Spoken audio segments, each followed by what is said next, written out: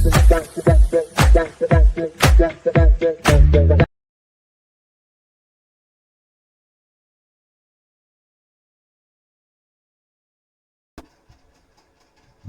Hello வணக்கம், நான் உங்கள் Singar. Welcome back to my YouTube channel. So நம்ம இன்றைக்கி இந்த வீடியோவில் என்ன பார்க்க போகிறோன்னா, ரீசெண்டாக அமேசான் ப்ரைம் வீடியோவில் ரிலீஸ் ஆன கனடா மூவி மார்ட்டின் எப்படி இருக்குன்னு இப்போ நம்ம பார்க்கலாம். இந்த படத்தோடைய ஆன்லைன் ஸ்டோரி என்னென்னா, இந்த படத்தோடைய ஹீரோ ஒரு கோஸ்ட் கார்டு ஆஃபீஸர். அதாவது இந்த ஷிப்லலாம் வேலை செய்வாங்க இல்லையா, கண்டெய்னர்ஸில், அந்த மாதிரி ஒரு கவர்மெண்ட் ஆஃபீஸர். ஸோ அப்படி இருக்கும்போது இவர் சில கண்டெய்னர்ஸில் ஒரு ஆபத்தான பொருட்கள் இருக்குது அப்படின்றத கண்டுபிடிக்கிறாரு. ஸோ அந்த கண்டெய்னர்ஸ் எல்லாமே ஒரு பெரிய பிஸ்னஸ்மேனோடது.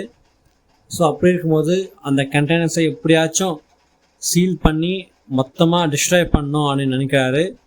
பட் அப்படி இருக்க பட்சத்தில் அந்த பிஸ்னஸ்மேன் எப்படியாச்சும் அந்த கண்டெய்னர்ஸில் மொத்தமாக வெளியே எடுத்துன்னு வந்துடணும் அப்படின்னு நினைக்கிறாரு. ஸோ அந்த டைமில் தான் வில்லன் அந்த பிஸ்னஸ்மேனோட சேர்ந்து எப்படியாச்சும் அந்த கண்டெய்னர்ஸை வெளியே எடுத்துடணும்னு நினைக்கிறாங்க. ஸோ இதுக்கப்புறம் என்ன ஆச்சு அப்படின்றது தான் இந்த படத்தோடைய ஒன்லைன் ஸ்டோரி.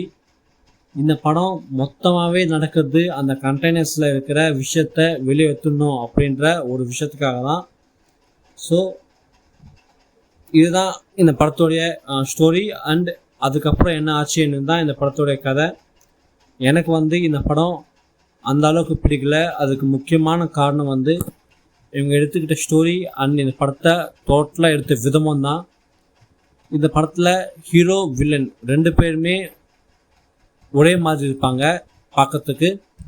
இந்த இயர்லேயே ரிலீஸ் ஆன கன்னடா ஃபிலிம்ஸில் இந்த மார்ட்டின் ஒரு பிக்கஸ்ட் ஃப்ளாப் ஃபிலிம். அதுக்கு முக்கியமான காரணம் இங்கே எடுத்துக்கிட்ட ஸ்டோரி அண்ட் இந்த படத்தை டோட்டலி எடுத்த விதமும் தான். முக்கியமாக இந்த படத்தோடைய ஹீரோ அண்ட் வில்லனான த்ருவா, அவரோட கேரக்டர் அண்ட் அவரோட பர்ஃபார்மன்ஸ் ஓரளவுக்கு நல்லா இருந்துச்சு. பட் மெஜாரிட்டி ஆஃப் போர்ஷன்ஸில் இவரை கத்திட்டே இருந்தார். கத்துறது மட்டும் இல்லாமல் இந்த படத்தில் தேவையில்லாத ஃபைட் சீன்ஸ், அதுவும் ரொம்ப லாஜிக்கே இல்லாத ஃபைட் சீன்ஸ்லாம் நிறையா இருக்குது இந்த படத்தில். ஸோ அதுவே இந்த படத்துக்கு ஒரு மிகஸ்ட்டு நெகட்டிவாக அமைஞ்சிச்சு. அதுக்கப்புறம் இந்த படத்தில் ஹீரோயின் அப்படின்ற ஒரு கேரக்டர் காட்டுவாங்க. ஸோ பெருசாக அந்த கேரக்டருக்கு ஒரு ஸ்கோப்போ ஒரு ரைட்டிங்கோ இருக்காது. ஸோ அதுவுமே ரொம்ப ரொம்ப சுமாரான ஒரு கேரக்டர் தான். அண்ட் இந்த படத்தில் எந்த ஒரு கேரக்டருமே ரொம்ப ஸ்ட்ராங்காக அப்படி எழுதப்படவே இல்லை. ஈவன் முக்கியமாக ஹீரோ கேரக்டர் கூட இந்த படத்தில் ரொம்ப சூப்பராகவோ ரொம்ப ஸ்ட்ராங்காகவோ எழுதப்படலை. பட் இந்த படத்தில் இவங்க மொத்தமாக ஃபோக்கஸ் பண்ணியிருந்தே வில்லனான மார்ட்டின் அப்படின்ற ஒரு கதாபாத்திரத்தை தான். அந்த கேரக்டர் தான் இந்த படத்தில் ஹீரோவை விட அதிகமான டைம் ஸ்பேஸ் இந்த வில்லனோட கேரக்டர் தான் இருக்கும். ஸோ இந்த படம் பார்த்தவங்களுக்கு தெரியும் நான் என்ன சொல்கிறேன்னுட்டு. ஸோ பார்க்காதவங்க பார்த்து தெரிஞ்சுக்கோங்க.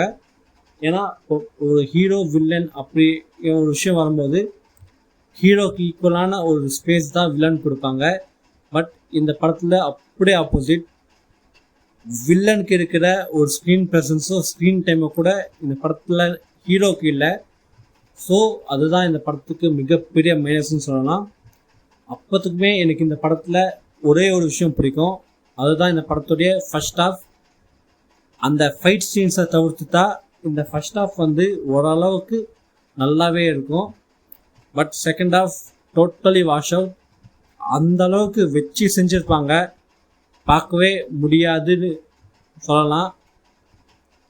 இந்த படத்தை தியேட்டர்ஸில் போய் பார்த்தவங்களுக்கு என்ன சொல்கிறதுன்னு தெரியல. ஏன்னா அவங்க இதுக்கு முன்னாடி எத்தனையோ படங்கள் பார்த்துருக்கலாம். பட் இந்த மாதிரி ஒரு படத்தை பார்த்துருந்தா அது என்ன சொல்கிறதுன்னு தெரியல. ஏன்னா நான் இந்த படத்தை ஓடிடியில் வந்ததுக்கப்புறம் தான் பார்த்தேன். பட் எனக்கே இந்த படம் அந்தளவுக்கு ஒரு சூப்பரான ஃபிலிம் அப்படின்னு சொல்ல முடியாது. ரொம்ப ரொம்ப ஒரு சுமாரான ஃபிலிம் தான் இந்த மார்ட்டின். அண்ட் இந்த படத்துக்கு ரவி பசூர் அவர் தான் பேக்ரவுண்ட் மியூசிக் அண்ட் சாங்ஸ் எல்லாமே. But songs and background music ரெண்டுமே இந்த படத்துக்கு அந்த அளவுக்கு சூப்பராக அமையலை. ஸோ ரவி பசூர் எவ்வளோ சூப்பரான ஒரு மியூசிக் டைரக்டர்னு எல்லாருக்கும் தெரியும். பட் அவருக்கே தெரிஞ்சிருக்கு போல் இந்த படம் இவர் தான்ட்டு. ஸோ அவர் எந்த அளவுக்கு ஒரு ஆவரேஜான மியூசிக் கொடுக்க முடியுமோ அந்த அளவுக்கு ஒரு ஆவரேஜான மியூசிக் கொடுத்தாரு இந்த படத்துக்கு. இந்த படத்தில் நிறைய ஃபைட் சீக்வன்ஸ் இருக்கும், பட் அது எல்லாமே வந்து ஏற்றுக்கிற மாதிரியே இருக்காது. ரொம்ப ரொம்ப ஆர்டிஃபிஷியலான ஒரு ஃபைட் சீன்ஸ். முக்கியமாக பாகிஸ்தான் ஜெயிலில் நடக்கிற ஒரு ஃபைட் சீன் காட்டுவாங்க. ஸோ அப்படியெல்லாம் பண்ண முடியுமா நிஜத்துலன்னு தெரியாது.